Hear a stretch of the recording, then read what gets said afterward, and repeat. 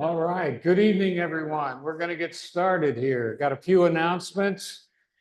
And then John Pasha, who is to my left, is going to give us a little review on how to install nucleus colonies, which a number of you will be picking up later this month. Again, we don't know the date for sure. Should be the end of April, first part of May. So be on the lookout for an email notification about the specific day for that. And we do still have nukes for sale. If anyone is still interested in that, how many of you looked in your hives already this year? That's good. I hope they're booming. We are also, as I said, raffling off a queen. If you're making splits or anything like, or you've got a queen that seems like a deadbeat, you can we're raffling off a queen, 2 chances to win one of our queens for $5. So if you're interested in that. Also, our queen sales will close tomorrow at 11 o'clock. So if you're interested in buying any, you need to get that information to us by tomorrow by 11 o'clock. All right. Nukes are still on sale, but queens, we have to close that out. So keep that in mind. Also, our wax dipping event was on the 22nd of March, which was my birthday. I do want to thank you all for the gifts and the cards. I appreciate that. Actually, I got none. So if you were feeling bad, everybody can feel bad. Oh, no, please. Oh, no, please. No, no singing. No singing. I had my grandkids do plenty of singing for me. So that worked out fine. All right. The wax dipping event went well. I want to give a special shout out to Jerry Henneke and Rick Allfalter. I don't think Rick is here this evening, but we appreciate volunteer help. It's what makes the club go. We need your help. And if you see an opportunity to volunteer, we would appreciate you jumping right in. You don't have to know a whole lot of anything. You'll always have somebody there to help you. So feel free to join right in. Also, we need more mentors. So if you are interested in being a mentor, please sign up for that on the website. I always say that if you have been a beekeeper for 1 year and hopefully got bees through the winter, you can help someone else become a beekeeper for 1 year. So if you think you've got some knowledge and experience to lend, please sign up as a mentor. Another thing we're going to have to close down is mentee signups. So we'll be doing that in a few more days. We've got just about everybody paired up, but we could always use a few more mentors as well. So if you can help in that regard, we'd appreciate it. We have a class coming up. Some people have already signed up for that. That's Corey Stevens' queen rearing class. He's spoken nationally for sure, but he's a friend of the club. He has helped at our workshops. He's spoken at our clubs as well. He's going to give us a hands-on queen rearing class. So check out, that is July 26th from 8 a.m. to 5 p.m. It's an all-day event. You will have some teaching time in the morning, and then I believe in the afternoon, some actual grafting will be happening. Where is, Melissa, is that at Creve Coeur? Okay. I didn't see that on the website, so it is, okay. So that should be on the location, should be on the website as well. Okay, what else do we have? I think that's it. Am I missing anything? I think I covered everything. Okay, John is going to, one of my mentors on speed dial. He is going to give us, you're on speed dial. He's going to give us some more instruction, review about how to install a nucleus colony. So, and he will also be able to take some questions if you have any. What's going on this month? He can probably help you out with that too. So, and then after that, I will come and introduce our speaker for the evening, Jim Masucci.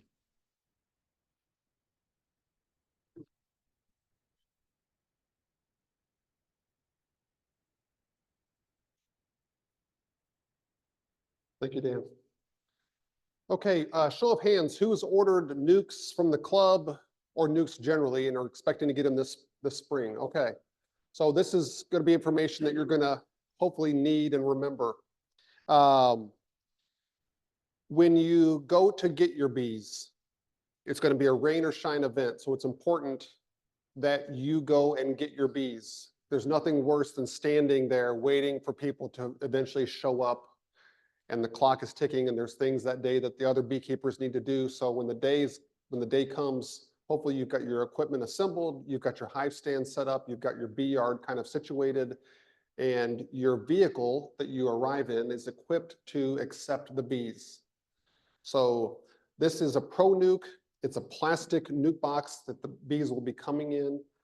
So if you have a pickup truck and you're going to put this in the back of your truck, make sure you have something in the back of the truck to strap this down so that if you have to stop quickly, this doesn't just slide to the front of the truck and bust open and fall over. That's going to be bad for the bees. Bees can overheat pretty quickly. So depending on the weather, it's important that you have a way of getting these from your pickup location to your eventual bee yard in a way that they can stay cool. Some years it's plenty cool enough and there's no issues, and some years it's been very, very unseasonably warm, and we've had people put them in the back seat and put like a cover over them and then put the air conditioner on and go wherever they're going to go. So something just to keep in mind.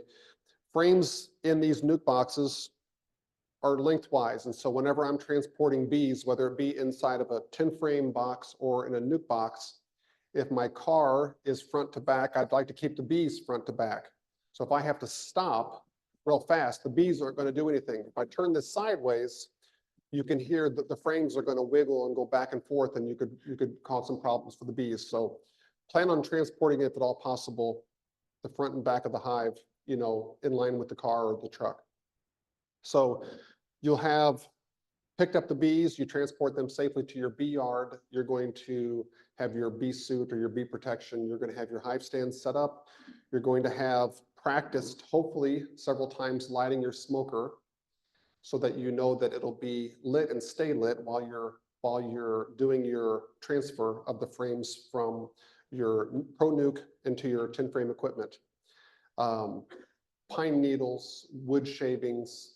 There's a lot of great fuel sources that are readily found for pretty cheap. So find something that works for you, and I would say practice lighting your smoker. So you have your protection on, you wait for the weather to be warm enough where you can transfer the bees into the equipment. If for some reason a pickup day has the weather forecast that we had this past Saturday, where it's going to rain all day, what you would want to do at a minimum is put your suit on or your protection.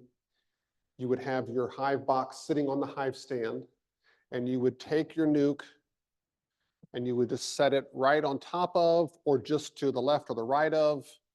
And at a minimum, you're going to want to just open up the nuke.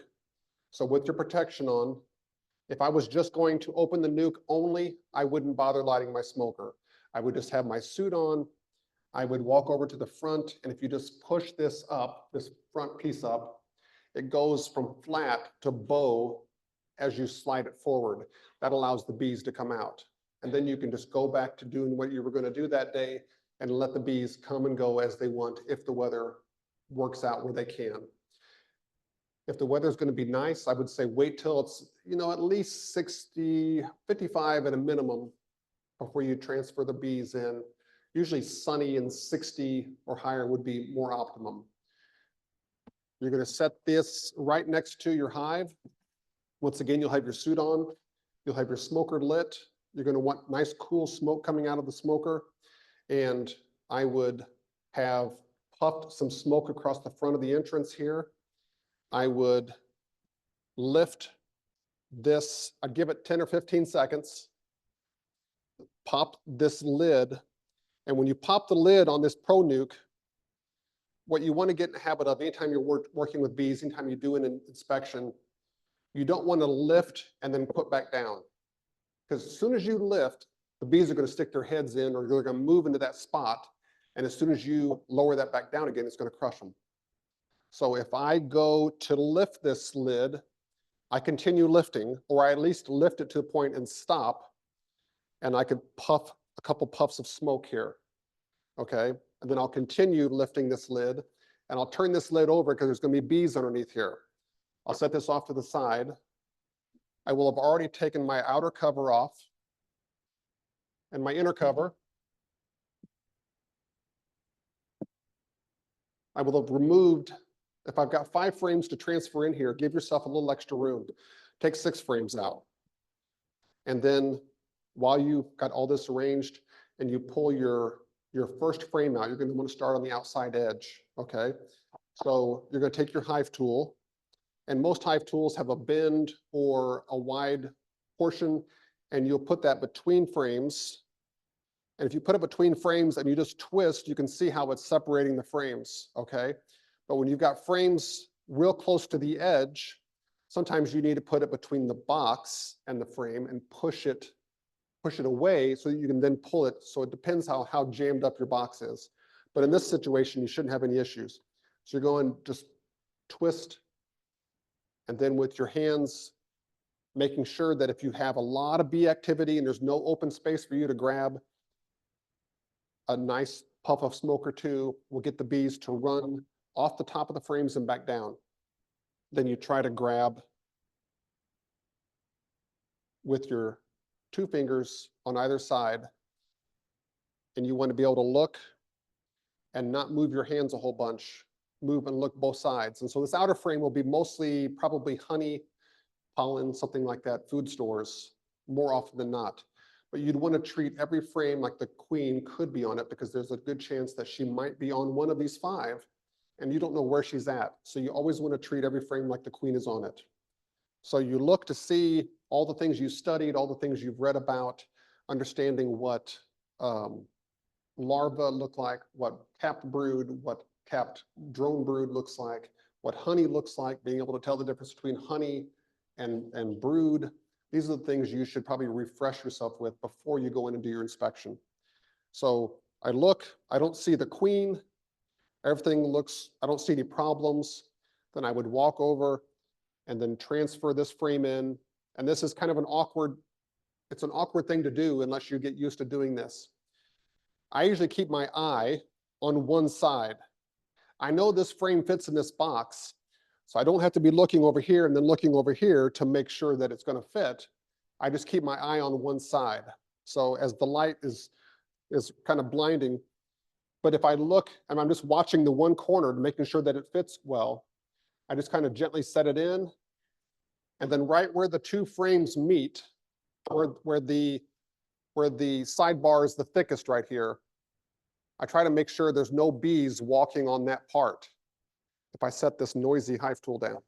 If you take 2 frames and look at them side by side when they're together, there's plenty of space here from here down for the bees to move. You're not going to squish bees down here, okay? It's just up here where the 2 frames meet. So when I put the frames in, and then I'm going to squish, push the frame over, I'm going to watch at those 2 spots and slowly kind of just gingerly push it over, and the bees will move. Again, if you don't have the bees cooperating, a quick puff of smoke will get them to move. You'll become more and more efficient with your smoker and using less and less of that with just experience. So you'll do that frame by frame. My guess is that she'll probably be on one of the middle 3 frames, but again, she could be I've seen queens walking on the outside of the box or inside of a hive, where I've taken a hive apart and looked and couldn't find her, and she's walking on the inside of the box. So you never know. I've seen her on the inner cover, so you just have to be careful and just keep an eye on things. And you just transfer all of your frames one by one until you get all the frames in here. So we've done that. Hopefully you get a chance to see the queen, you get to see brood, honey, and all those things. And then you've transferred your 5 in, you've got your one last one remaining. You put it in. And then I take my hive tool, and once I've transferred my frames in, I want to always get in the habit of every time I'm in the box to make sure that the frames are pushed together and that group of 10 frames is centralized within the box. So you can use your hive tool, especially when it's new equipment, because they slide so easily. And so I want all the frames together and there to be as much of a gap on this side as there is this side, okay? Once I've done that, then you can put your inner cover on. This is a variation on an inner cover that I make. And then you'd want to feed your nucleus colony. So you'd want to have 1-to-1 sugar syrup made up to feed the colony. Whether you use a Boardman entrance feeder or you use a division board feeder, which takes the space of a frame, or a hive top feeder or a bucket feeder, there's 10 different ways to feed. You just want to make sure that you're feeding your colony. You want to put your outer cover back on once you've decided what feeder type you're using and how to apply it. And then your equipment will have usually an entrance reducer. This one has 2 different sizes. I would say that the colony is strong enough that you could probably use the larger of the 2. And so you'd want to put that right down here, and that'll just help the colony not have to defend and patrol the whole width of that entrance.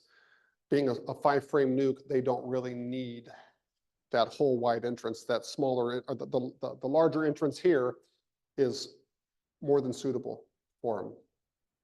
Okay, where are we at on time? We're okay? Okay, so I know I went through that pretty fast because I wanted to leave room for questions. If anybody has any questions, I know how it is.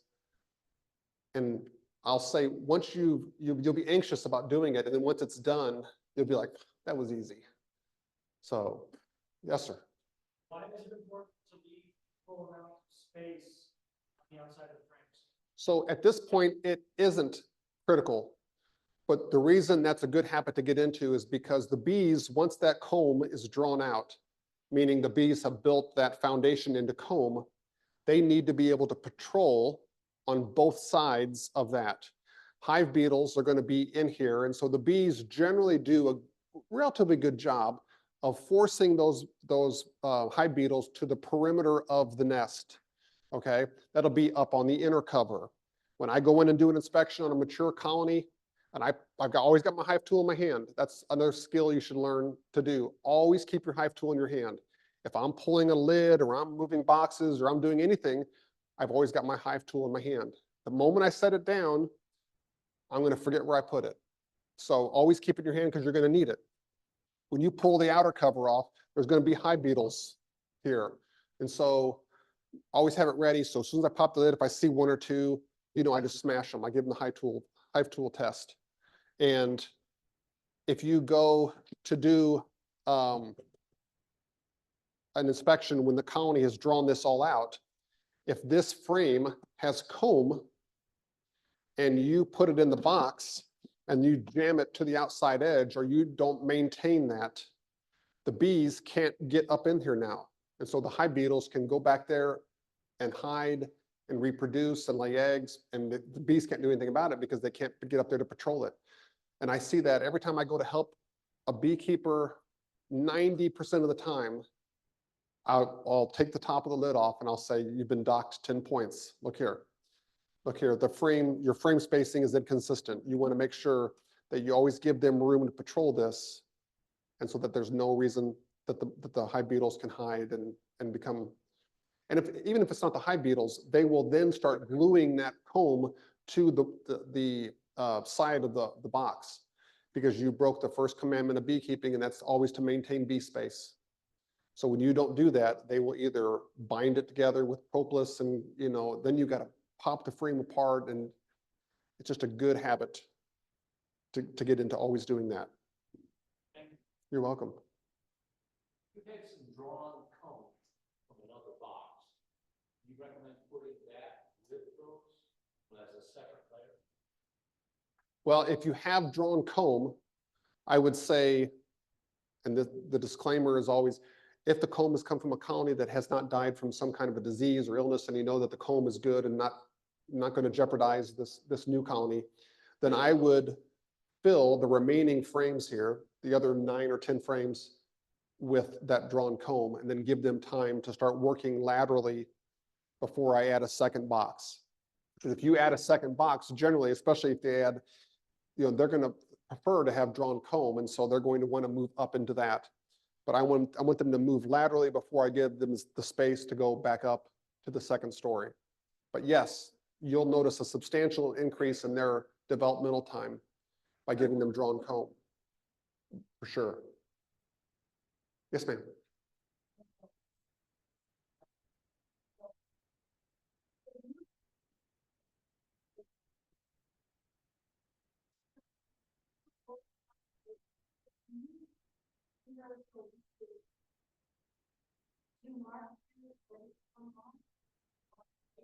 The queens are not going to be marked in your nucleus colony.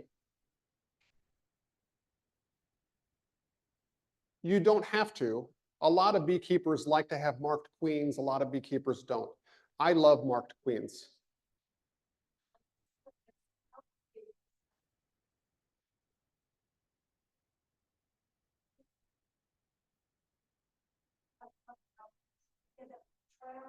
Yeah. Well, I mean, so I would say if you're an experienced beekeeper and you want to take that time, go ahead. But your first ever experience with honeybees, I would not say that trying to mark a queen in your first nuke ever, I wouldn't think that's a good idea. Just transfer them in. Yes, you can see her.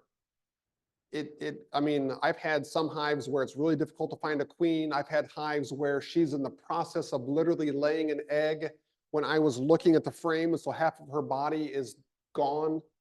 And you look and you look and it's kind of like Where's Waldo, where you just scan the page and look and you don't see it. And then when somebody points it out, it's like, oh yeah, there it is. And so queens can be very easy to see once you develop an eye for finding them and how they move on the frame. And the more experienced you get, the easier it'll be. But you want to see signs that you have a queen. So you want to see larvae, eggs, signs that everything looks healthy and everything is going the way it should. So that's correct. Same order. So as I transfer the first frame, if this is the front, I want to transfer the first frame in on the far side and the next frame goes next to it. And when I'm all done transferring all my frames in here, I want to take and give a good 60-second look over here just to make sure that I don't see anything that looks like a queen. So I probably would take a few minutes and go online if you haven't looked in books and stuff like that to make sure I know what a queen looks like. And just make sure that I don't see her walking around in this box. And I would set this down and I'll set the microphone down. And I would take this box and I would just on my palm like that, and I would turn and do that and knock all the bees in here. And if there's still more bees in here, I would just lay this right out next to the box, and those bees will work their way into the new equipment, and an hour or 2 hours later or whatever, whenever you go back outside, when you're all done, you can pick up this equipment and take it inside. You're going to remove 5 frames from this to put your nuke in. So you're going to have 5 frames that need a home. You've got a nuke box right here that holds 5 frames. So you just put the brand new frames into this. And that way you can store the frames safely, and you never know when you're going to get a swarm call.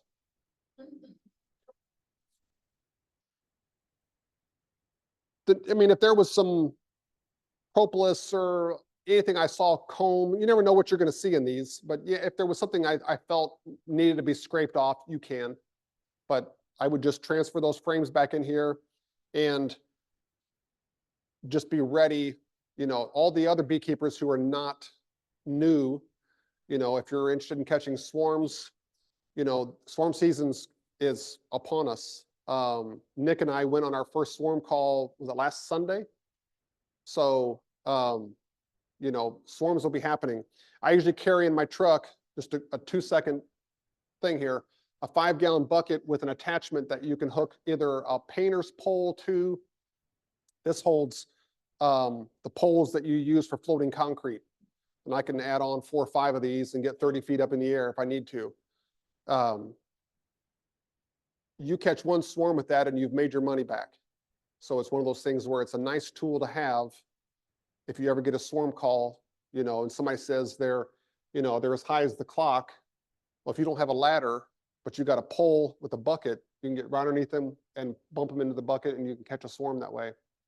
So we all know how expensive bees are. So every swarm call, if you can catch a swarm of bees, you know, it's 150, 200 bucks. So, okay. One more question here. I was gonna ask. Oh, okay. First question is, why are you doing this design? And 2, is the high school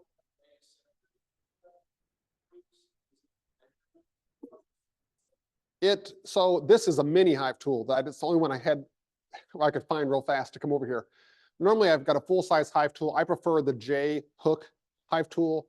And so those are designed, you know, with a wide scraping part. This one here and other hive tools like this will have a straight and then it bends to a 90-degree and they're usually wider than this. But when you are trying to separate frames, if you just put these hive tools in there and then just tilt it, it's going to lever that frame away from this frame. And the longer your hive and the equipment is being used, the more propolis and wax and other stuff that's sticky and binding things up where you'll need this. This is easy. I don't need anything at all to pull these frames apart, but the more use that these hives get, the more that you kind of rely on and will need a tool. Now, these don't have a J hook to go in and hook underneath the frames and lift out, but they have pointy corners. And so if you had a frame that was really tight or hard to get out, you can put it and then just kind of lift up and you can get where your fingers can grab a hold of it and you can grab over here and do the same thing and be able to, you know, manipulate the frames as necessary. But no, and they do make frame spacers if you decide, and we won't cover this now, but if you decide to run a 9-frame operation in a 10-frame box, there are frame spacers that you can get. There's frame spacers that will nail inside the frame rests, and there's also a tool that you can push on and it maintains that consistent spacing with 9 frames if that's what you choose to use.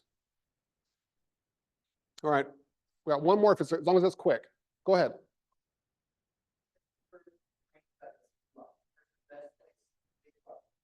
In the center. So you're going to have 5 frames going in and 10 frames total. So you're going to have on one side 2 frames and the other side 3 frames. It doesn't matter which, but I always say pull 6 out so you've got plenty of room to manipulate.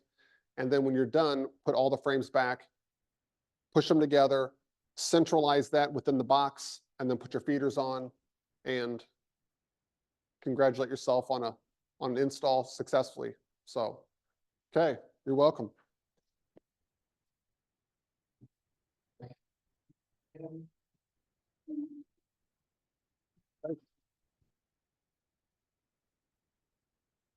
We will be hanging around here, so if your questions didn't get answered or something else comes up, feel free to apply to let us know. We'll be around. I failed to say that if the pairings have been made for the mentors and mentees, you should get an email either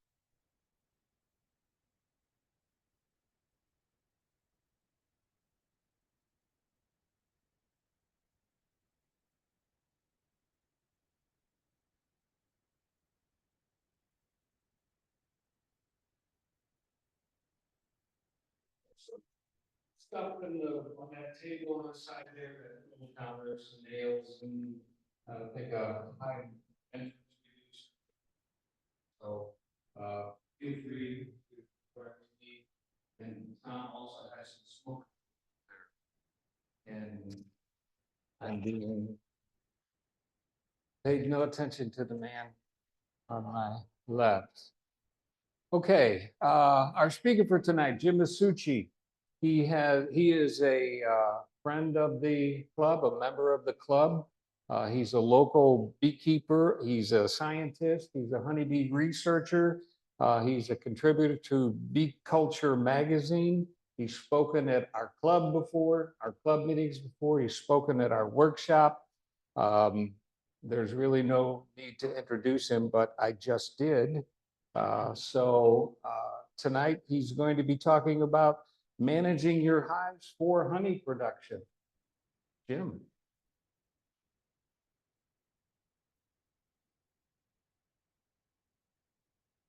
Thank you.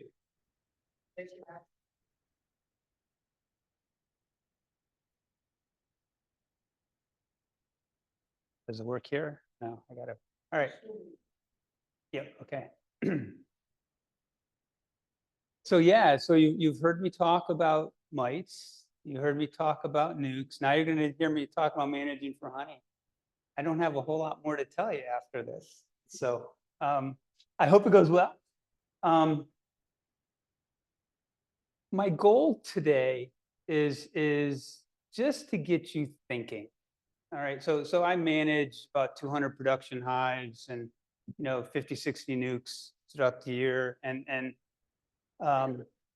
I've developed sort of my own system for getting honey, and I think the point that I'm going to make is it's a year-round process. All right, and if you really want to manage for honey, what you're doing now is really what you're doing for your hive 6 months from now, right? And so you need to develop this forward-thinking approach to your bees of what do I want and how do I get there versus, oh, today I'm going to look and just see what happens. You have a plan. Good. So yes, have a plan. Almost like I knew it was coming up. So yeah, before you even start, I think you need to have a goal. All right. And know what you want from this year in beekeeping. How many of you are new this year, getting your bees for the first time, right? Your goal is to get your bees through the winter. All right. It's not getting honey, right? It's allowing them to build their brood nests up, get their drawn comb, and get ready for winter. All right. So I guess you can all go home because I'm talking about managing for honey. But no, but really, that's your goal. And the rest of us, and next year, if your bees survive, you're going to have different goals. Maybe it's to get honey. Maybe it's to split and get more colonies. There's a lot of them. So you have to think, right? Are you going to expand? Are you going to split your hives, get more, and just have more production colonies? Are you going to requeen? When are you going to requeen? Will you sell bees, right? What's your varroa management strategy? So you heard I was a researcher. Varroa mites is what I've researched in developing a product for varroa mites. So I say they're near and dear to my heart, but I want to kill them. But so you'll be hearing me talking a little bit about varroa because I can't have a talk and not talk a little bit about varroa. Okay, so in the spring, right now, right? So how to optimize your honey production? Have the most forager bees at the time the nectar flow is coming in. Simple as that. You do that, you're gonna make a lot of honey. Okay, so right, maximize forager bees. How I get there, and I'm gonna tell you how I get there, is this time of year, have all your production hives with 4 frames of brood, 6 to 8 frames of bees. All right, you have that, you're gonna be making honey. All right, so for me, that's my goal right now. That's what I was doing all day today, all day yesterday, all day tomorrow, Thursday. That's what I'm doing. All right, so this is basically our bee year. Okay, so we, right, we have a low point, January, February, population. We get end of February, we start getting in our first pollen, maple pollen comes in, we start getting our increase in bees. Our honey, we have black locust mid-May, and then usually through June, we'll have a honey flow, right? So here's our honey flow, then the queen starts shutting down. Everyone thinks they're queenless right about here, all right? But yeah, things start shutting down, and then we make our winter bees in this area, and they're the bees that take us through the winter, right? So there's 4 points that I think you need to really pay attention to if you want to make honey, all right, good honey. First is a spring buildup, swarm control, right? If you lose half your bees, it's not enough bees to make honey, right? So you need to control for swarming. You actually get your honey, right? And then you have to go for overwinter success. And once you pull your honey, you're in late summer, early fall, it's a really important time for bee management. And I'm going to talk a lot about that, because if you successfully overwinter and you overwinter with strong colonies, it sets you up for the following honey flow. Right? And that's what I'm talking. You have to think ahead in order to get where you want to go. So healthy bees are a must. So today, I'm going to talk about the spring buildup. I'm going to talk about swarm control and the wonderful world of nukes. If you heard my talk at the MBA workshop, that's what I talked about. Going to touch on single versus double brood box management. It's a way to maximize honey production. There's pros and cons to it, and I'll put you on a path to learn more. And then overwintering success. I'm going to make a case for summer requeening, and just keep in mind my thoughts. I'm sure there's a lot of people in here who says, no, you don't want to queen during the summer. It's harder to requeen, blah, blah, blah. It works for me. So just keep in mind my thoughts, my opinions, and you are welcome to disagree. Varroa control and feeding for success. Okay, before we start, I want to get on all the same page what our resources are. Okay, and I'm talking about deep frames, a full deep frame of bees, about 2,000 bees. Okay, and a deep frame on both sides will have about 7,000 cells. So you can say the maximum number of a frame of brood is 7,000 developing bees, right? So in 2 to 3 weeks, you're gonna have 7,000 bees. I use the number 5,000 because they're never full, right? They're always less.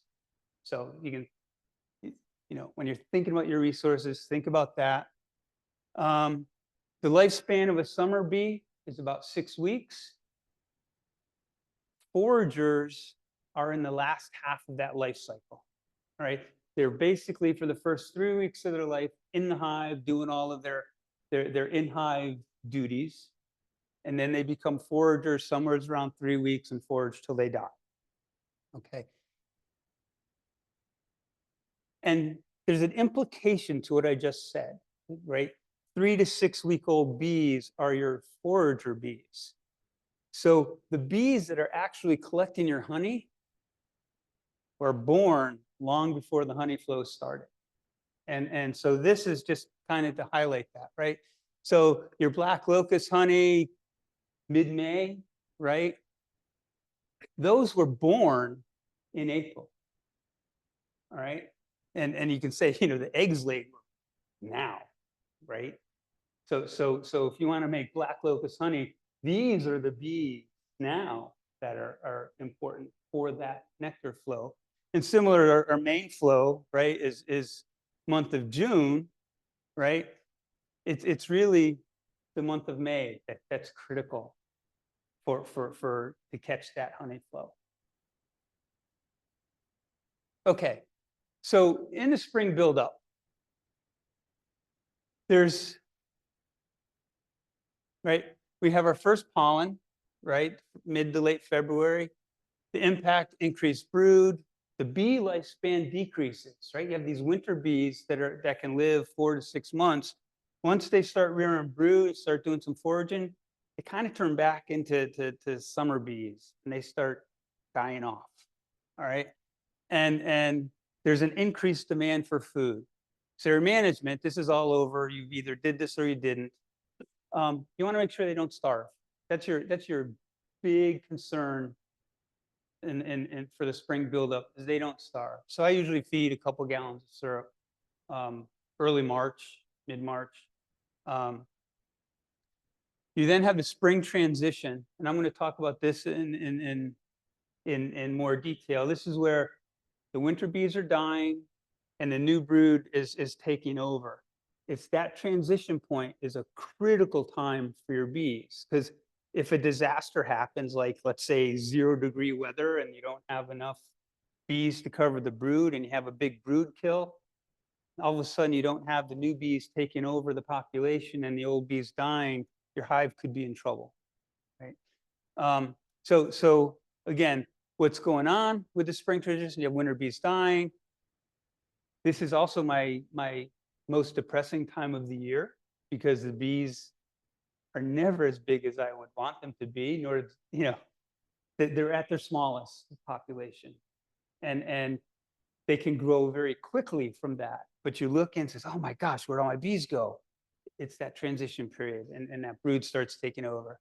Brood numbers are increasing. And this is what I said, a cold snap can be deadly because if you get a cold kill of brood, it may be very hard to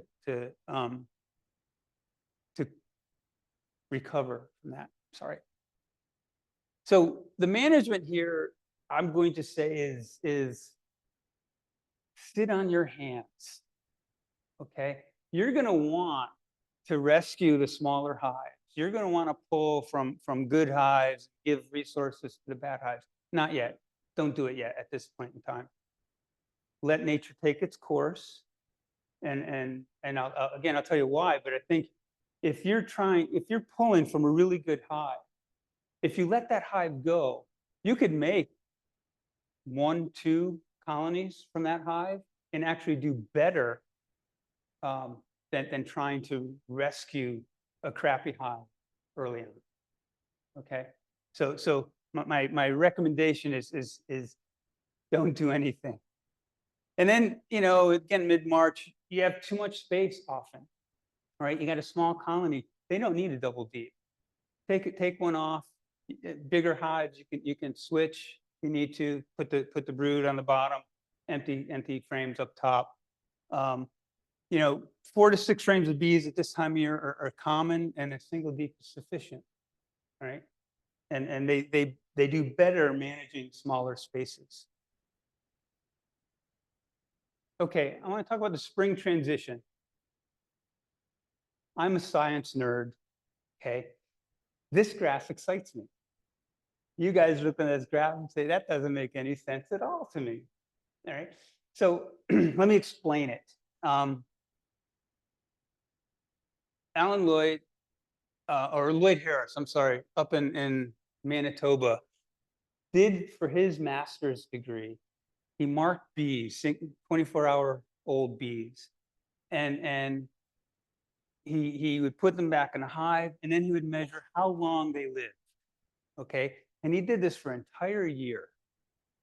And by doing this, he could tell how old the age distribution was in a hive, and also when winter bees are being made. Okay, so what's going on here is the important part that I want to talk in the spring transition. See this kind of line here? These are your old bees. These are the winter bees.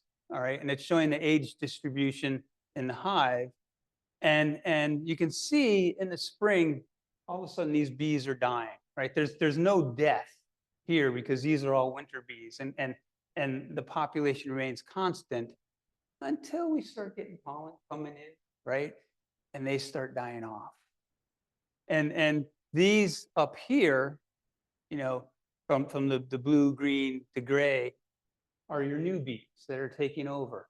And so this really highlights that transition that I'm talking about, where, these, by April, mid-April, all your winter bees are gone. So if you don't have good brood by then, your hive's not going to make it, right? So the spring feeding, right? Here's another, my opinion, people can disagree. Right? The goal here, right, it's not the same as in the fall when you're trying to build them up, you're trying to get them to weigh, 70 pounds of honey. The goal is just to get them through April when things start coming into the hive. You don't want them to starve, right? I like bucket feeders. And the reason I like bucket feeders is it can get cold, right? You can have 20-degree nights easy in March, all right? If you have a frame feeder, for example, and you put that in there, the cluster is going to be warm. Inside the hive, outside that cluster gets cold. That sugar syrups get cold. They can't take it, and they won't be able to warm it up. All right.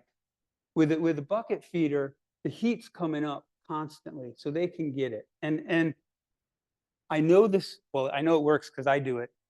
But the Canadians will feed when there's snow on the ground this way, and it works. The danger that happens, right? Heat, cold, you can get some dripping out of it. Haven't had an issue with that, but it certainly can happen. It's really important to have good gaskets on your buckets or your quart jars, whatever you decide to use. But these are 2-gallon buckets. I give them a bucket once, and then they're good for the rest of the spring. Pollen substitute. I want to just say beware. We already have maple pollen coming in. They have plenty of pollen, usually on their own. Why I say beware is hive beetles love pollen patties or protein patties. All right. So if you put in, used to be the commercial guys would just throw in pounds at a time, right, and let them go. But they can't do that anymore. They have to only do what the bees are going to take in a week. So if you're going to feed protein patties, make sure it's gone in a week, or you're just going to have all kinds of larvae, hive beetle larvae going on.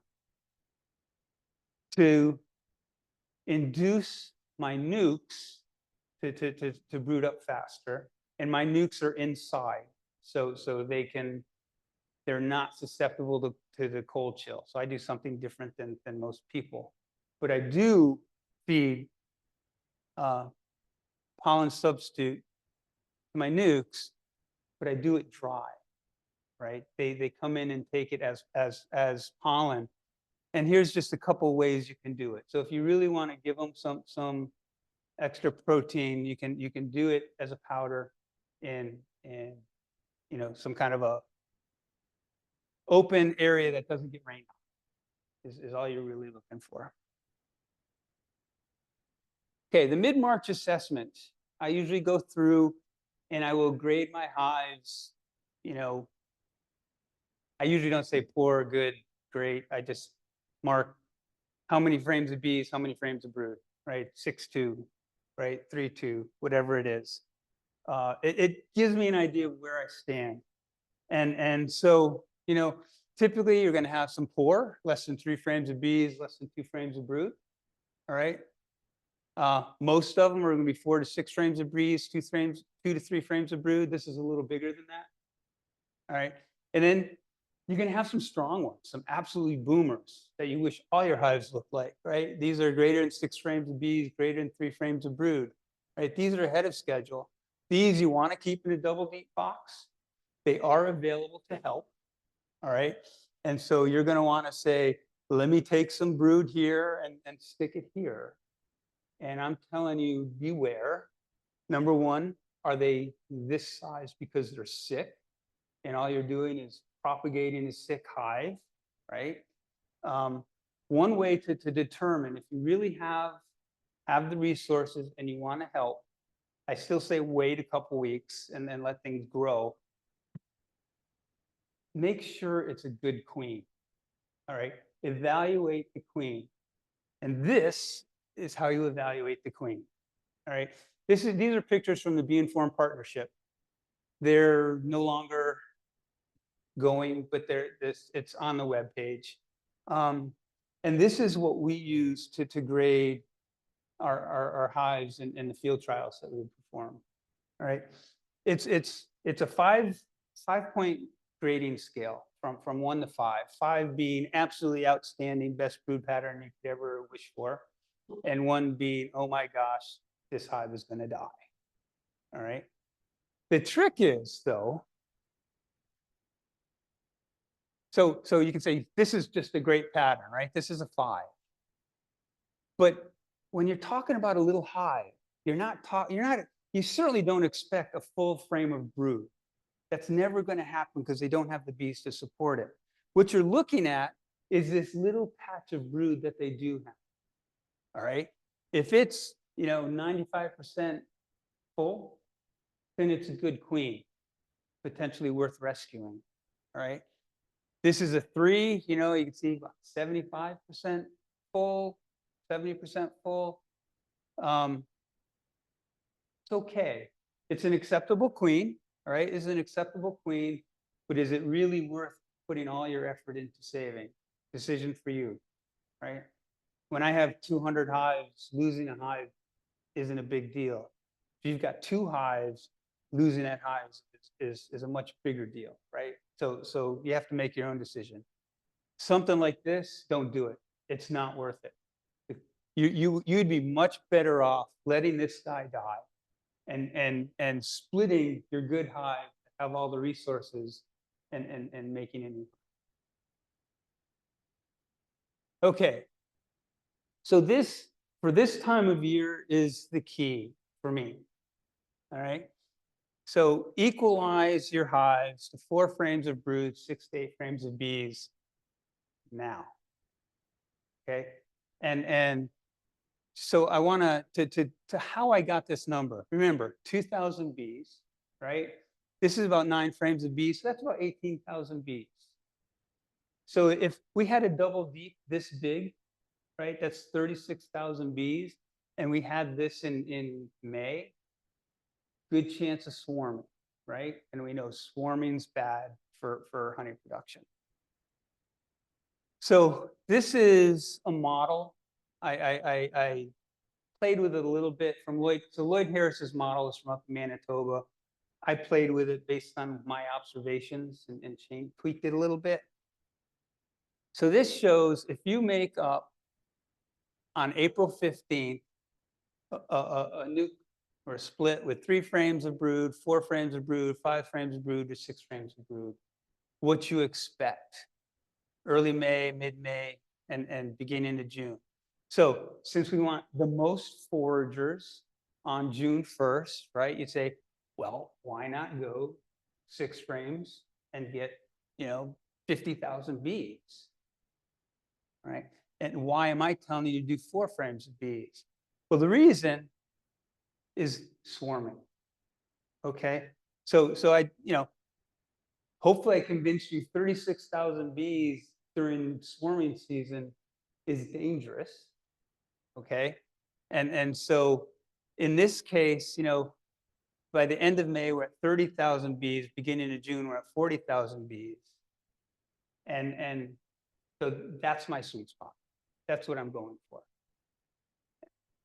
Now, if you're going to manage more intensely for swarming, you can go a little higher, right? But I can't. Okay, swarm control. Nukes are for everyone. Did anyone hear my talk at the workshop on nukes? Yeah, quite a bit of it. Okay, so I recommend Mike Palmer's video on nukes. It's called The Sustainable Apiary. It's from the British Honey Show. It's 2013, so it's pretty old.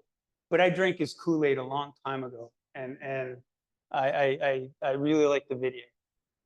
So if you want to learn more about nukes, check out the video. So the reason I say nukes are for everyone is they have a whole lot of uses, and they're also called resource hives. right? They're the hives. If you're going to rob from a hive, right? If you're robbing from a production hive, you're going to hurt your honey production. If you rob from a nuke, who cares, right? It's like this leftover bees that you're managing for various things, right? So you can sell them, right? I sell them for $200 a piece. That can pay for a lot for your hobby, right? You can use them to rescue queenless hives throughout the year, right?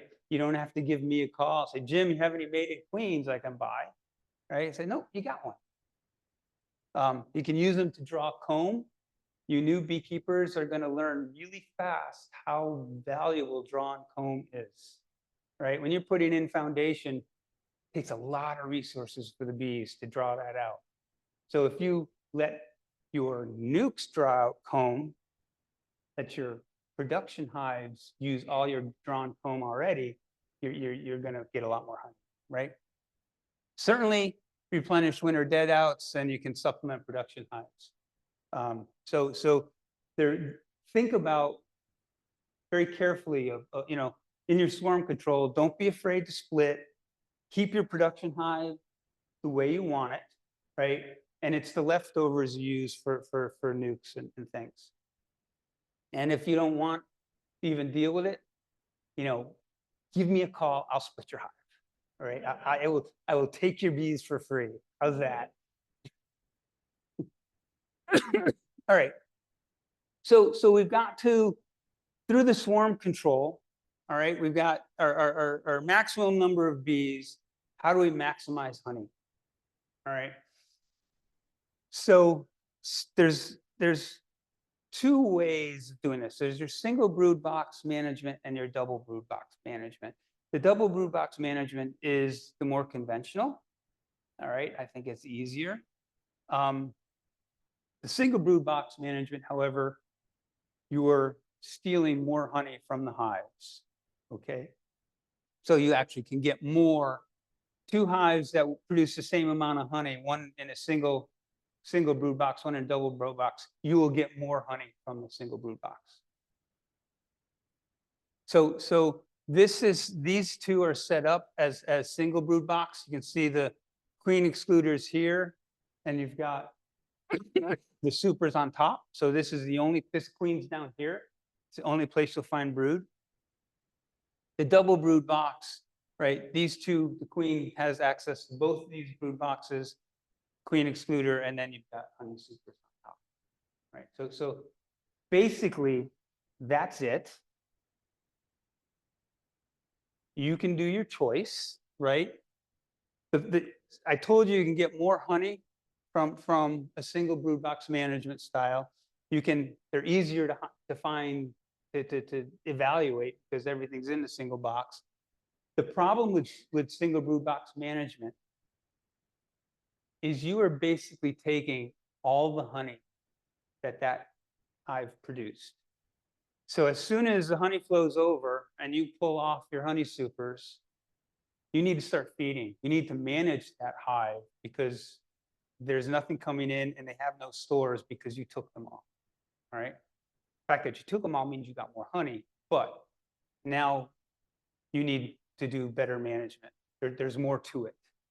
Okay. Double brood box, right? You have the queen can't lay 20 frames of brood. All right. Maximum is like 8 frames of brood. So that's why the single brood box management works. But if you're in a double brood box, now you've got 2-4 frames of honey that are in each brood box, right? That you didn't get, right? That's the trade-off.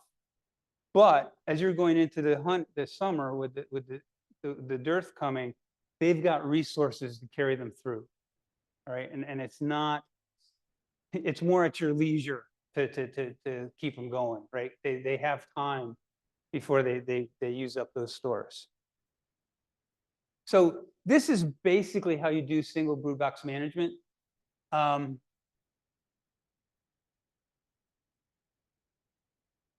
Somewheres, did I tell you, was there up on the slide to check out Ian Stepler's video? Was it? Okay, so I missed, I missed that one. Yeah, so Ian Stepler has, let me go back.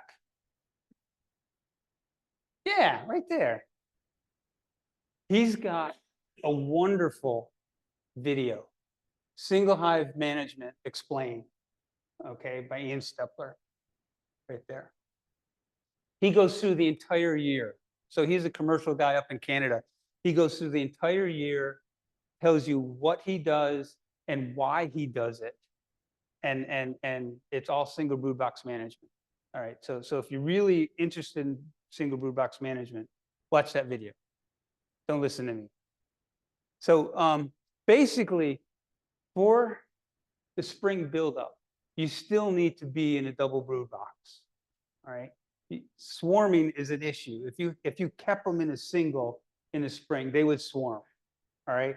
So up to the spring, through the spring, it's about the same. Management's about the same.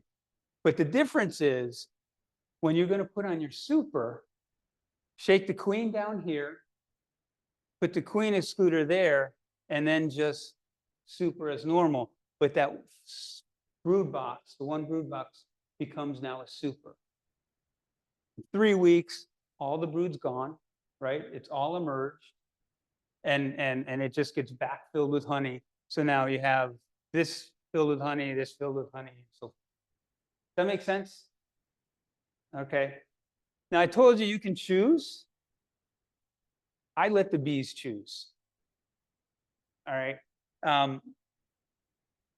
When you go through your hive, say early June, mid-June, right? Not too late in June because all of a sudden you have all these supers you have to deal with. But as you're supering and you look, sometimes what you find is that the top box is filled with honey and the brood is on the bottom. So if I have 1 or 2 frames of brood up top and then honey, that becomes a single brood box management for me. All right. If I have equal amounts of brood top and bottom, I keep it as a double brood box. And it works out in my yard, it's about 50-50. All right. So this is one of my yards. You can see this single, single, single, double, single, single, single, double, double, double. All right. And that's purely by letting the bees decide. You can force them to do something, or you can just go with what they're doing because they know best. Right.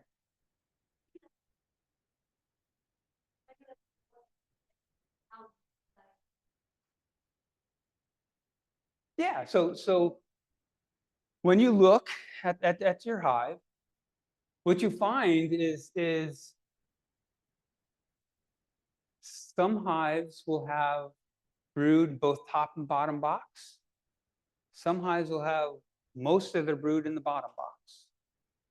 And so if there's only, this is after the honey flow started, so they've already started filling. If there's only 1 or 2 frames of brood, maybe 3 up top, and the rest is honey, then I will shake all the bees down, put the queen excluder in between there, and use that brood box as a super. Right now, the key here is it has to be 3 weeks before you're going to extract. Right, because if it's later than that, you're going to have brood in your honey super, or you have the chance of it. But you need to make this decision at least 3 weeks before.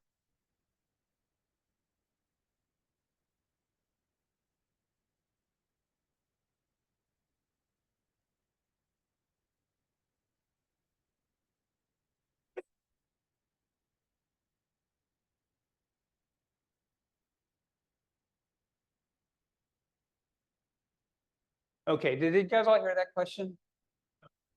Okay, so the question is, or the question is, all right, we've all treated for mites, right? So these brood boxes were at one time treated for mites. Okay, so do you have to worry that now you're collecting honey from a box that was treated for mites? All right, so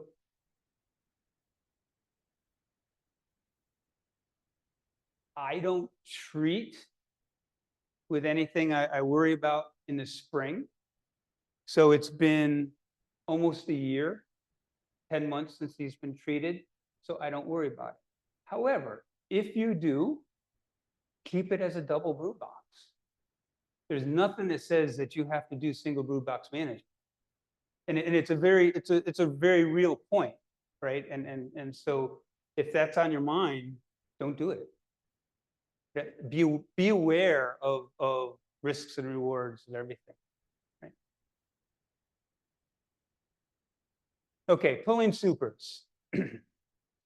There's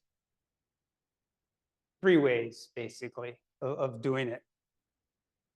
Yep. I call it the smelly stuff, right? Bee gone, bee goo, honey bandit.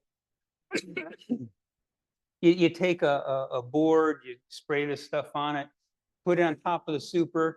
The bees hate the smell, drives them down, and then you can pull your honey supers free of bees. All right, takes 5 to 10 minutes per treatment. Okay, and so it's not too bad, especially if you have 2 boards going at once. So as one's working, you're pulling supers off the other. There's the leaf blower method. Did that again. The leaf blower method, you basically take your super, stand it on end, and blow all the bees out, right? You're probably better off doing that and that, all right? But you get bees all over the place, right? So it's good for cleaning things up, but beware if you just try to get rid of them all, you're gonna have a mess. You really are gonna have a mess of bees. And then there's bee escapes, and this is what I use. I made these based on what Ian Stepler does. You can buy them. They're basically one-way doors, right? The bees can go down. So the bees are constantly cycling up into the honey supers, down into the broods, right? And so what you do is you shut, they can't go up, but they can go down. And so after 48 hours, all the bees are out of the supers and you can just pull them off. The disadvantage is you have to lift the supers twice, right? And it's a lot of work, right? I like doing it because I don't want to wait for the 5 to 10 minutes, so I do it this way. But most people, I think, do this. There is a trick, or if you want to keep your honey, you have to keep robbing to a minimum. And so this is my bee truck. I got it filled with honey supers. And every year I try to keep robbing to a minimum. And I try to keep bees out of my honey house. It never happens, right? I have thousands of bees flying in my honey house. But let me show you the issue, okay? So I put bee escapes on top. You need to put something over the top so they can't get in.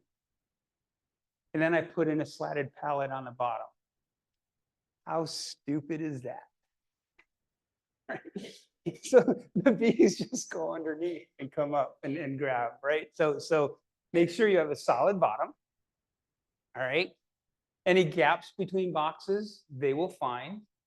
So if you really want to, get some painter's tape and tape anything up you got, make sure you keep them covered, and you have to keep them covered while you're doing it. So remember, the honey flows over, the bees are hungry, and they're going to smell that honey that's on your truck, right?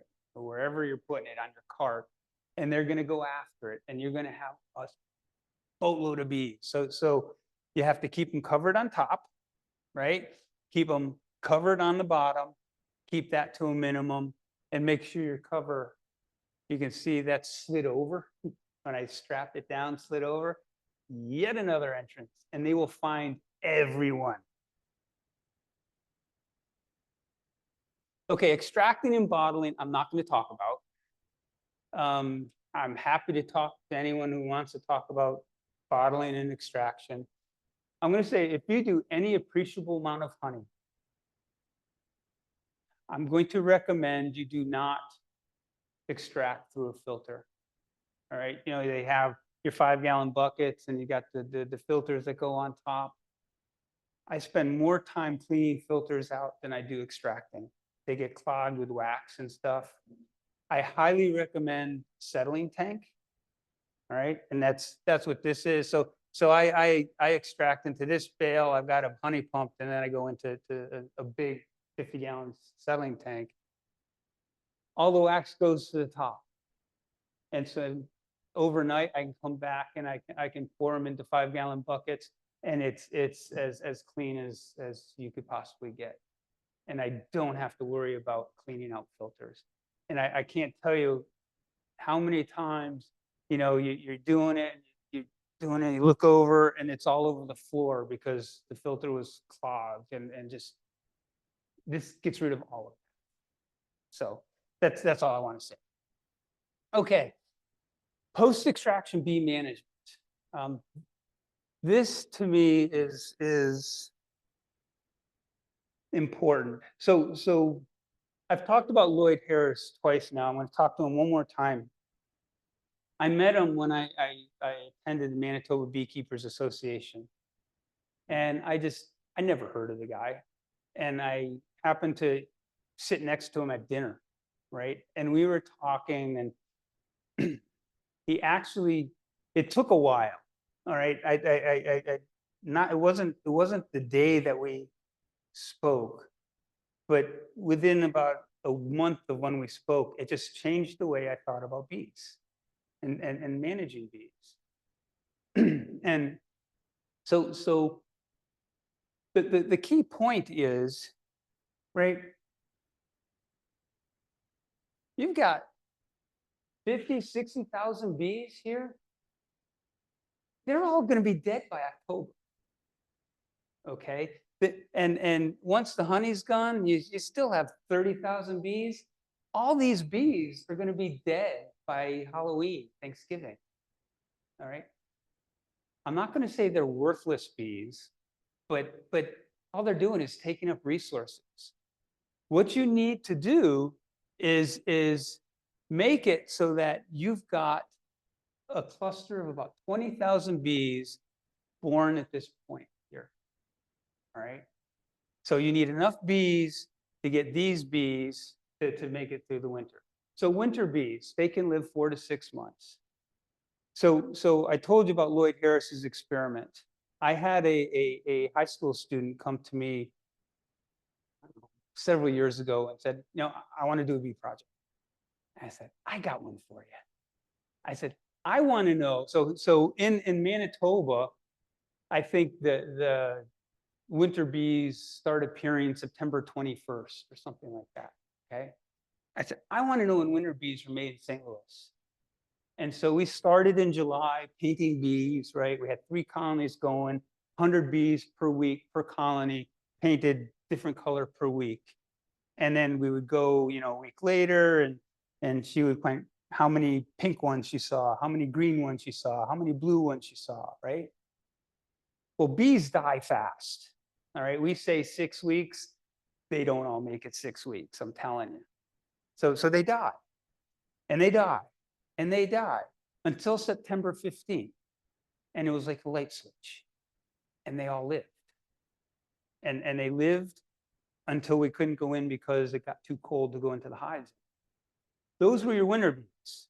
All right. So based, you know, one experiment, and I would love to have someone repeat this experiment. But since it was close to what Lloyd Harris found, it's the date I use. So 3rd week in August, so September 15th is when the winter bees started to emerge. 3rd week in August is when the bees start, when the eggs to be winter bees start being laid. All right. I want to see what I got here. I thought so. All right. So for me, this time point leading up to the formation of the winter bees is the most critical part of beekeeping. So all you new beekeepers, think about that. You want the bees as healthy as they can be to be making these winter bees. And you want to manage them so that they're going to make as many winter bees as they can. All right? Because the problem is any stress that's put on the bees at this time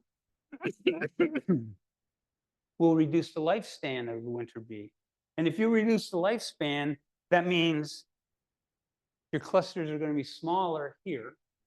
That means they're going to be more susceptible to cold, and that spring transition is even harder. Okay, so what you do here is really going to dictate how well you come out here.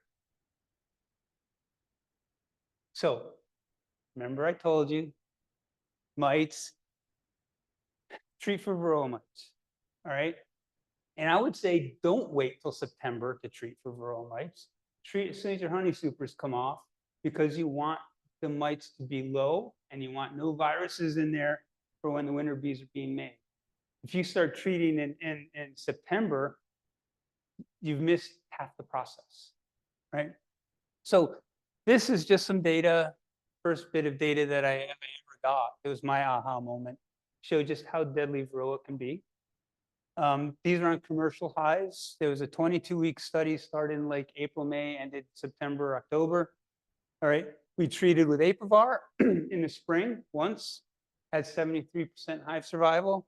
Untreated, 60% of them died. And that's a huge loss, and didn't even go through winter. Okay, so mites really can have an impact. Okay, so this is for you new beekeepers, right? This is where mites prefer, on the abdomen in between the plates, all right? And I'm telling you this because I can't tell you how many times, so my bees died and says, well, how are your mite levels? I never saw any. And unless you actually test for them, you're not going to see them. If you see in mites, your bees have had it, okay? Because they're brown and they're underneath the abdomen, so you're not going to see them, all right? Where you can look at them, when you pull apart your hive and you've just ripped open a bunch of drone brood because they were in between the frames, right? Check that. Check it for mites, because they do prefer drone larvae. They reproduce with the pupae, larvae and pupae. So yeah, so treat for mites. So now I want to make a case for summer requeening. Again, a little controversial, but just hear me out. Everybody right now is getting queens, right? I've got queens coming tomorrow. They're for my splits and my nukes, okay? I requeened in July. When you requeen, there's always failures, right? I don't care how good you are. There's always failures. It could be your fault. It could be the queen's fault, but there's always failures. If you fix the failure in the summer and you've got a great queen in the spring, you're going to be making honey. If you requeen in the spring and you have a failure and you fix it, it's great. The hive will survive, but you won't make honey off of that hive, very little, because it took you a while to fix that queen failure, and you've lost that time for bees to get in. Okay, so that's my main reason for doing this. I like having a strong queen going into winter to making the winter bees and ready for the spring buildup. Hadn't gone through that massive egg laying before. So this is, again, my scientific nerdly mind thinking of how to explain this. This is basically how many eggs per day that the queen lays, okay? It takes about 3 to 4 sperm per egg, all right? So this is the total sperm. So this is for the month. So the total sperm, so they need about, just under 1 million sperm to get through the year, right? And the question is, how much sperm does the queen have, and when will the queen fail? All queens will fail eventually, all right? And should you control when the queen fails, or just let it happen? And it's a decision for you. This is based on, this is from memory, right? I saw this talk by Medhat Nasser. He was trying to increase the performance of queens in Canada. And so he was testing the amount of viable sperm from queens from various producers in Canada, and they import from other countries. So he got some from Northern California as well. And so you want a queen to have about 3 million viable sperm plus. All right, that's enough to get through a couple of years. He found in the California queens, a lot of them had less than 1 million sperm. All right. So when we talk about queens failing, a lot of times it's just because of poor mating. All right. And in this sounds like I'm putting down commercial queens, and it sounds like I'm putting down California queen producers. I am not. They're very good at what they do, but there's a situation there that I think lends itself to some queens, some percentage of queens that aren't mated appropriately. And so what you have to understand, these guys are producing 100, 200, 500,000 queens a year. So, and they're right next to each other. So in this particular farm, right, there's thousands of mating nukes. You can see all this is 1, 2, 3, 4, 5, 6, 7, 8, all the way up this road, all the way in this field, okay? And then right here is a fence, and over here is another queen breeder who's got the same thing. So they need to have millions of drones in order to take care of these guys. Now they do have drone donor colonies, but just by sheer number, you know that some of them aren't gonna work, right? They're just not gonna be as mated as well as they should have. So I say control when you want the queens, all right? When you requeen. So I requeen. Okay, you can requeen any time of the year, right? Mated queens, because they're already mated, you have a greater time frame that you can requeen with. It is harder later in the summer to use mated queens, requeen mated queens. That's not very official.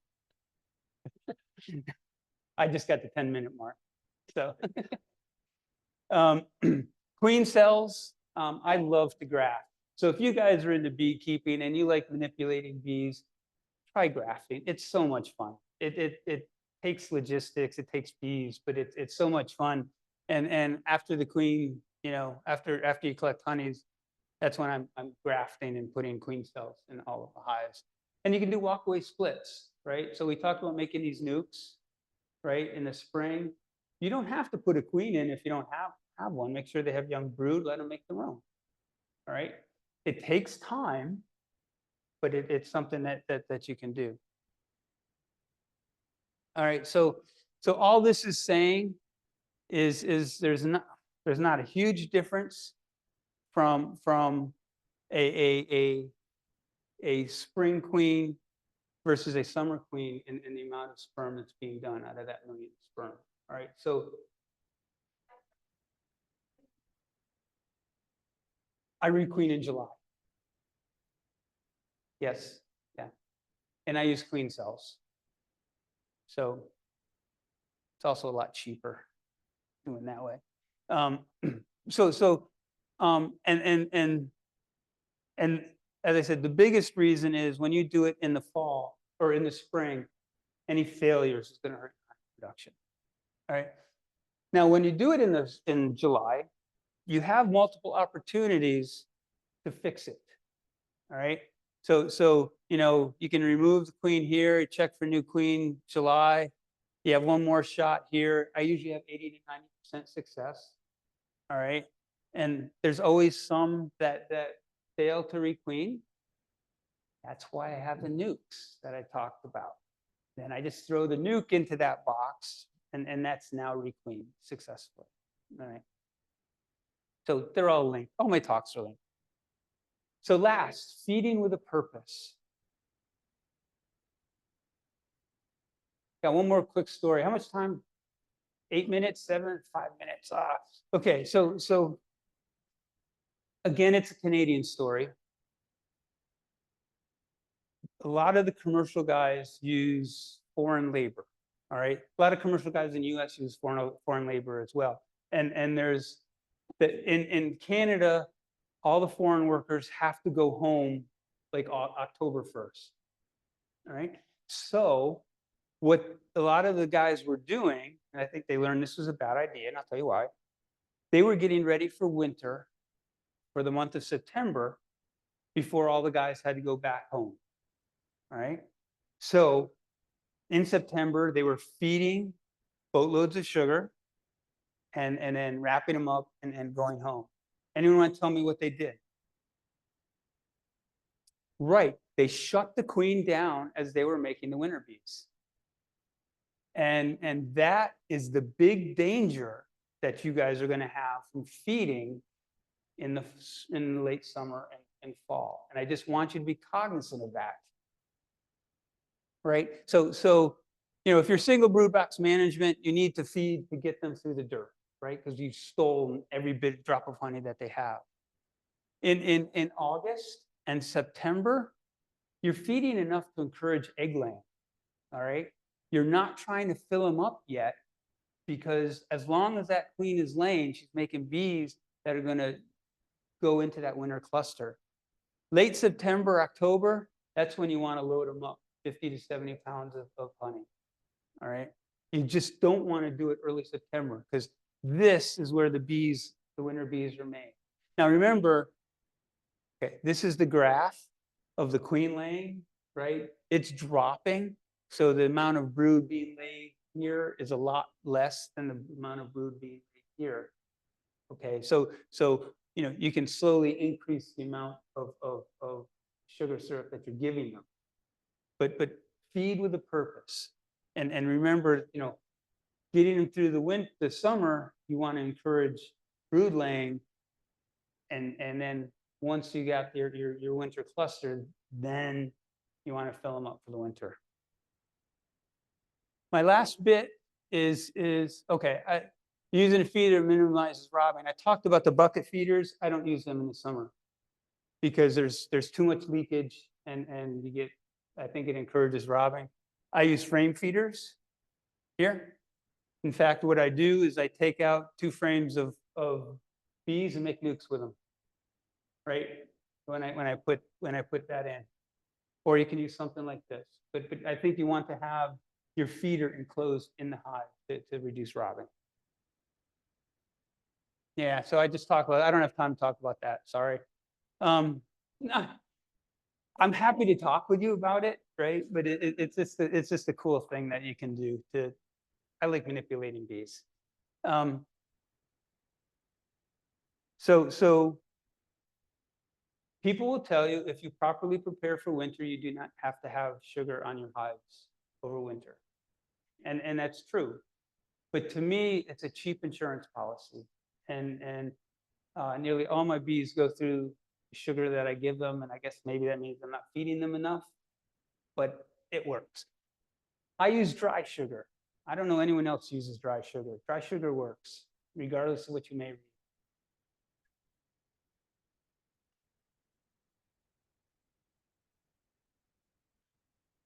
So I have in the past. So the question is, if they don't eat it all, do I repurpose the sugar? And I have in the past. What's been happening lately is I haven't had time to deal with it. I stack it up in the yard, and it rains 4 inches, and then it's all gone, fertilizing whatever grass that's there. So, but yes, you can.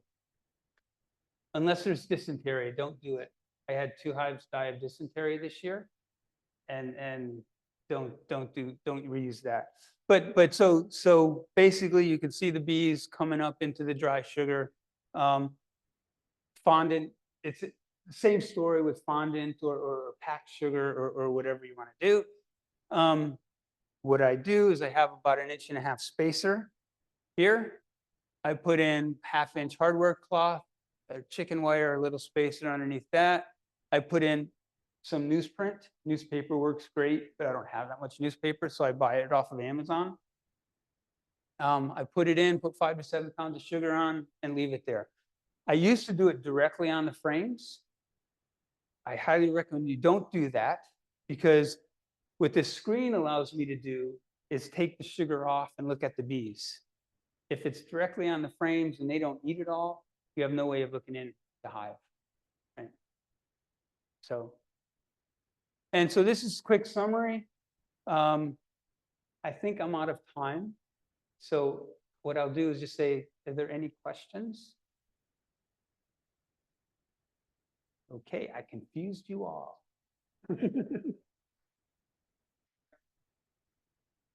What's that? I don't have it online. The club's welcome to it.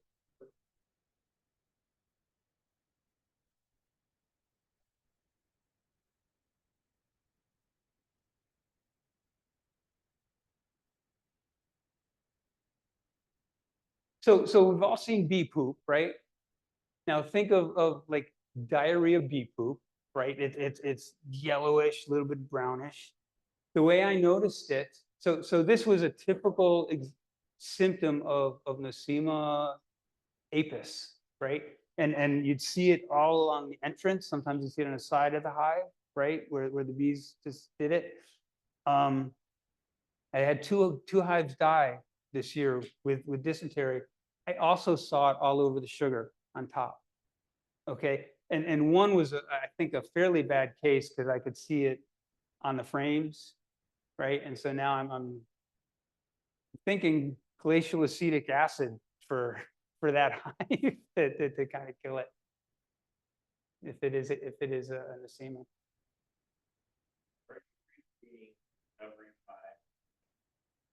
Hey. Yeah.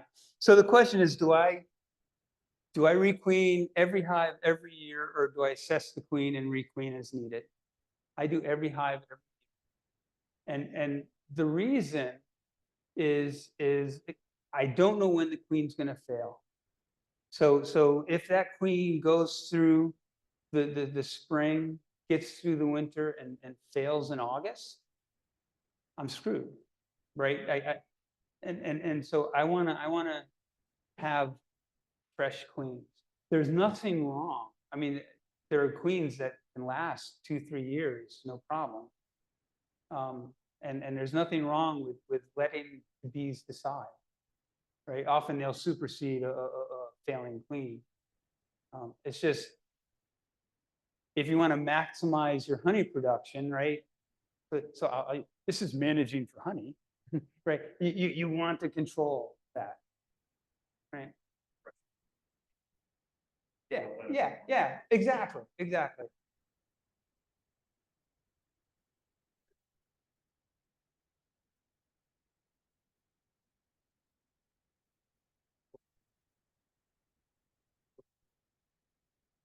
Well, if they die off, I replace them with one of my nukes, right?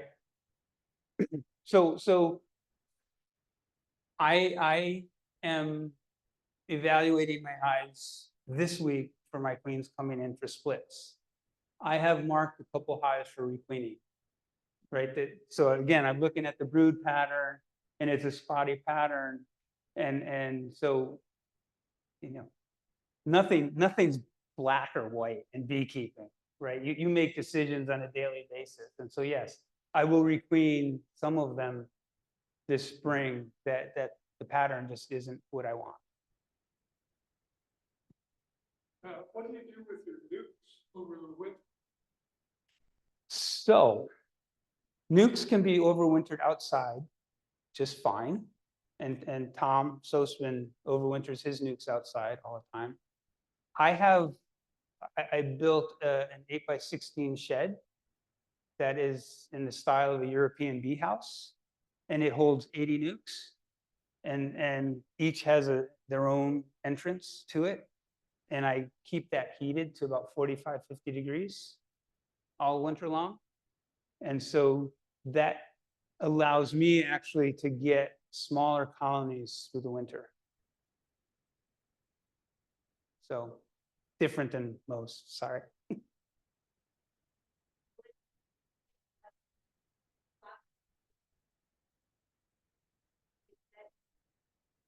Uh-huh.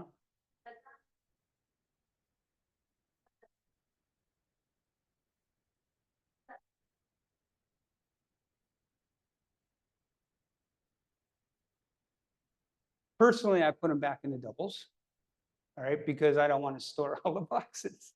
Um, but people will overwinter as singles. Talk to Dan Schmale. All right, he overwinters everything as singles.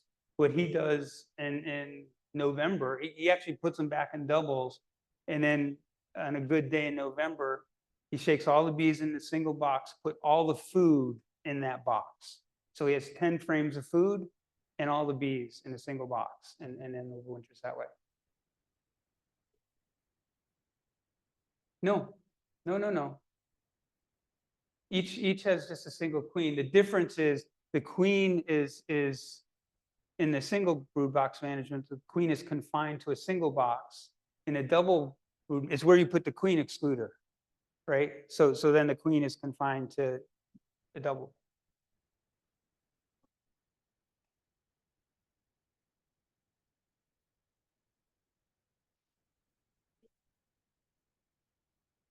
Put the double back on. Because they're going to have the same amount of bees, right? It's just where they're distributed.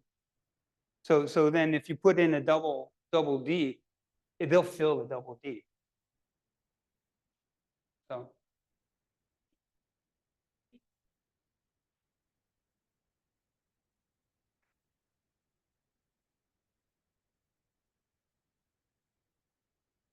did you say mites or beetles? I heard both. Okay, so with varroa,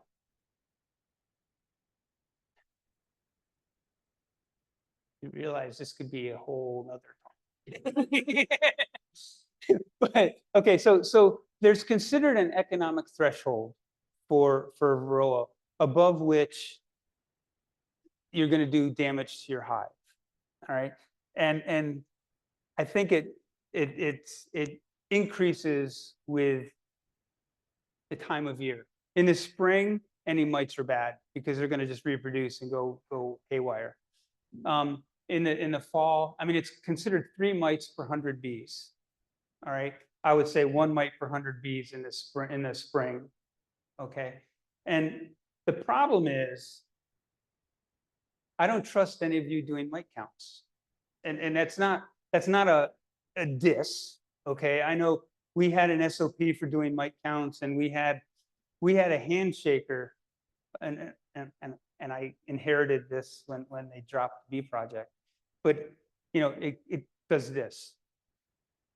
No, this is the alcohol wash, or so we use soapy water wash, but I can shake them for 10 minutes, and then I can pour them through my sieves and wash them through, and we've done the work and know that gets out 100% of the mites. Now the instructions on that mite cup, right? You put your mites in, you fill it up with your solution, and then you're supposed to shake vigorously for a minute. How many of you actually shake like this for a full minute, right? It's hard, and I'm not sure you're getting them all. So as I said, I do my mite treatments when I know they're effective and I know when I need them. So I do right after my honey supers come off and I'm requeening, I'm treating for mites then, because I want very low mites going in for the winter bee production. And I have a brood break because I'm requeening with queen cells. It makes the mite treatment more effective. I recommend all of you doing oxalic acid treatments in around New Year, because you're broodless, and that's the most effective way for oxalic acid treatment. And I have found I haven't needed a spring treatment by doing that regime so far. So you're going to have to figure out what's the best treatment for you, what treatments you want to use. But again, I'm doing it with a purpose, right? I know winter bees are the most important. I've got to have healthy bees for that, and I want to keep them low.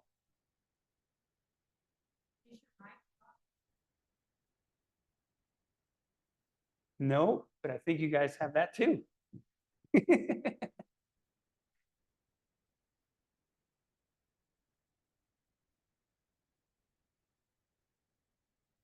I don't treat.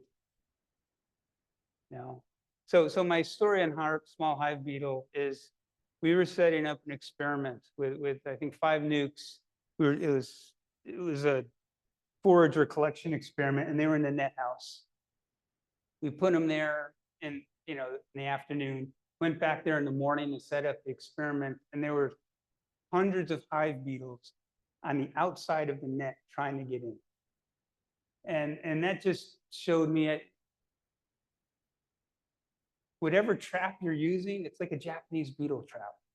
And you have to ask, it makes you feel good that you got all these beetles, but are you really doing anything? And I'm not sure you are. And that's not, don't get me wrong. Go by all means if you want, go for it, because I don't have an answer. But I just haven't had anything that, yeah. So.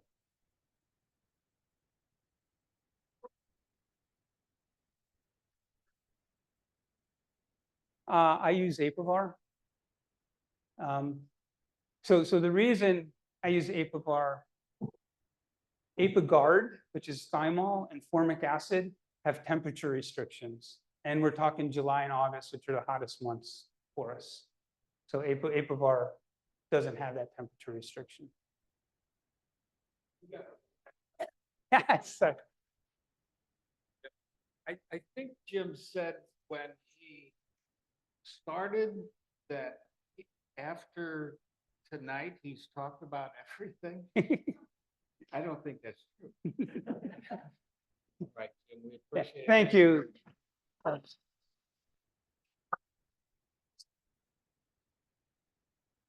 All right, we are going to raffle off this queen bee. So, and then we all can stick around, and Jim, I'm sure will be here. Jim's going to pull the ticket out because I can tell you all love him, and maybe not me. So we will let Jim pick a ticket. Howie. All right. This is 687-2482. 687-2482. I heard somebody moan, that must have been 83. Tom was a winner. Okay, well, that's the way it goes. All right, all right. Hang around, we gotta be out of here. What? Wait, Tom wants us to raffle off again. Okay, we will do that. I put that one back. Oh, Tom won again. 687-2507. 687-2507. Nobody? 687-2507. Going once, twice, 3 times. All right. 687-2503. Woo! There's the winner. All right. All right. Got it, Nathan. Very good. You are all dispensed. Oh, next month, our speaker is going to be Myron Beachy, who is actually the queen supplier. So he's going to do all kinds of talking about queens and all that good stuff next month. So we got to look out for that. All right. Very good. Thank you. Jim will be here. We'll be here. So we got to be out of here by 9 o'clock.